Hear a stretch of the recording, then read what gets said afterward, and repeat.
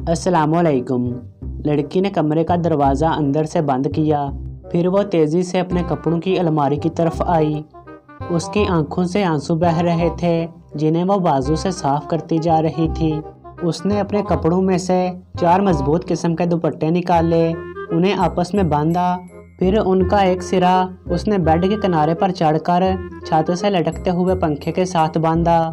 फिर उसने दूसरा सिरा अपनी गर्दन में बांधा और बेड के किनारे पर खड़ी हो गई।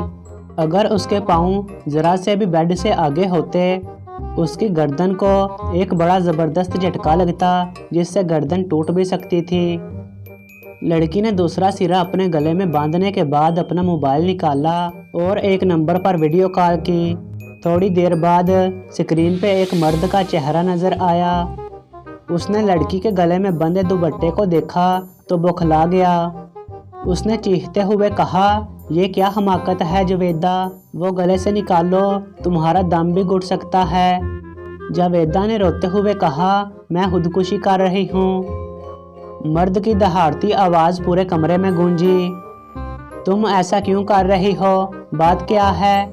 क्यों कर रही हो तुम ये हमाकत? जावेदा ने आंखें साफ करते हुए कहा, आप अच्छी तरह जानते हैं क्यों कर रही हूँ। सुबह वाली बात इतनी जल्दी भूल गए? मेरे खुदाया, मर्द ने पेशानी पे हाथ मारते हुए कहा, इतनी सी बात पे तुम अपनी जान ले रही हो। तुम गले से शाबाश वो हटाओ, मैं आज जल्दी में था। वादा करता हूँ सुबह बर्तन धोकर ही ऑफिस जाया करूँगा।